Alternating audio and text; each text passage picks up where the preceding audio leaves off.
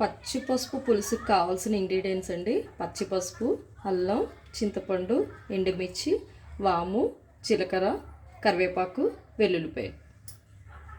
Stove వెలిగించుకుందామండి. కళాయి పెట్టుకొని లో ఫ్లేమ్లో కొంచెం దోరగా జీలకర్ర దోరగా కొంచెం ఫ్రై చేసుకుందాం. జస్ట్ పచ్చి వాసన పోయేంత వరకు.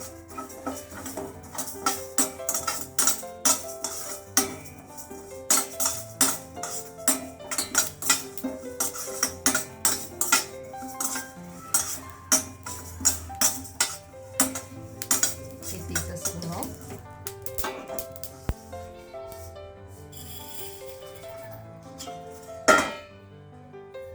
దీని తర్వాత వామండి.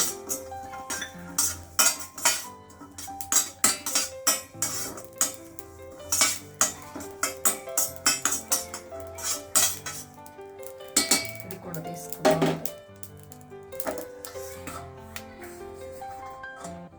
తర్వాత ఎండుమిర్చి,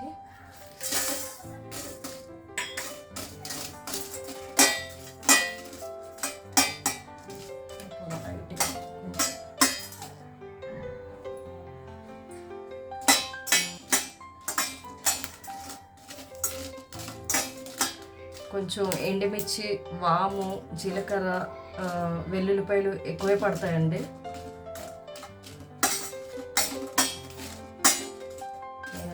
కొంచెం చేస్తున్నాను.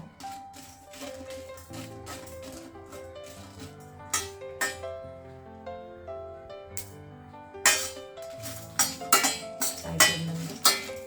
స్టవ్ ఆఫ్ చేసుకుందాం.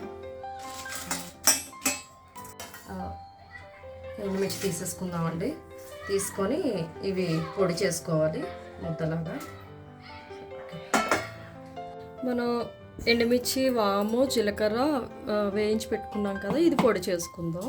ఇప్పుడు పసుపు, వెల్లుల్లిపాయలు, అల్లం మనం తొక్క తీసి పెట్టుకున్నాం కదా, అది మిక్సీ చేసుకుందాం ముద్దలాగా. ఈ మూడింటిని స్టవ్ వేసుకుందాం. ఇప్పుడు గ్రౌండ్ నట్ ఆయిల్ వేసుకుందాం. కొంచెం ఆయిల్ కొంచెం ఎక్కువగానే పడుతుంది, ఎందుకంటే ఆయిల్ లేకపోతే అది బాగోదు. కొంచెం నేను ఇంకా తక్కువ వేస్తున్నాను. కొంచెం జీలకర్ర,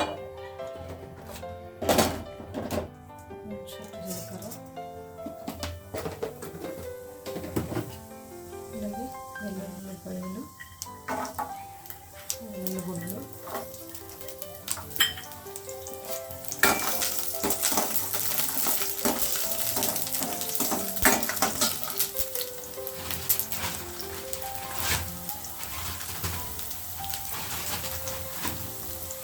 అలాగే ఒక ఎండుమిరపకాయ,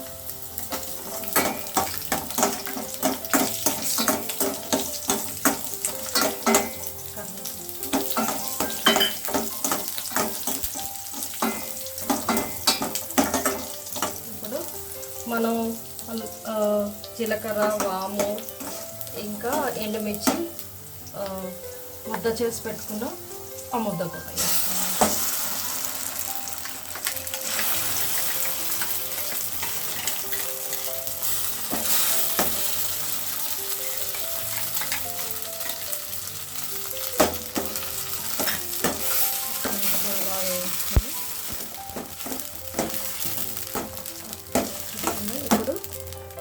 పచ్చి పసుపు, కొంచెం అల్లం, వెల్లుల్లిపాయలు, ఈ మూడు కలిపి ముద్ద చేసుకున్నాం కదా, ఇది కూడా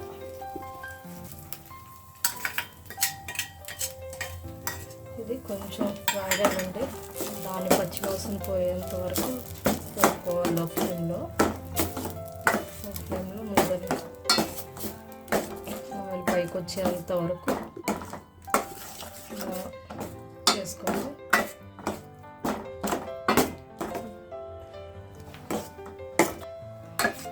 ఇలా వేపుకున్న తర్వాత ఒక 5 minutes వరకు లో ఫ్లేమ్లో దీన్ని బాగా ఇలాగే ఉడకనివ్వాలి.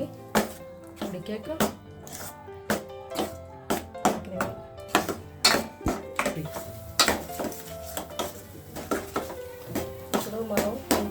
సాల్ట్ వేసుకున్నాం, పింక్ సాల్ట్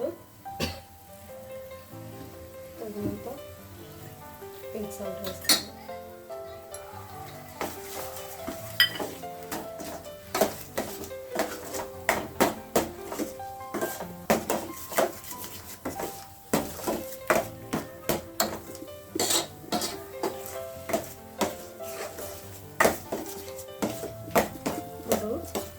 మనం చిన్న చింతపండు అండి, ఆప్షనల్ మాత్రమే, వేసుకున్నా మన ఇష్టమే, వేసుకోకపోయినా మన ఇష్టమే.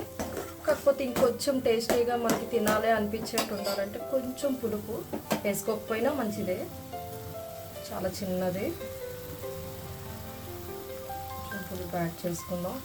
ఆల్రెడీ కారం, మన ఎండుమిర్చి, పసుపు అన్నీ అందులోనే ఉన్నాయి కాబట్టి అవి వేసుకొని అవసరం లేదు.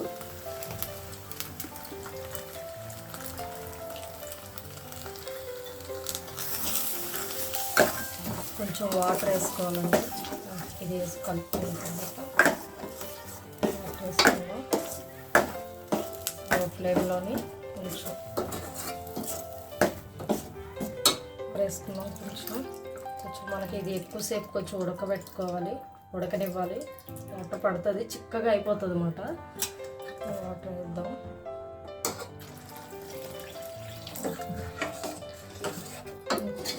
కొంచెం హాఫ్ అన్ అవర్ లాగా టైం పడుతుంది. హాఫ్ అన్ అవర్ మీడియం ఫ్లేమ్లో ఉడికించుకోవాలి దీన్ని. మీడియం ఫ్లేమ్లో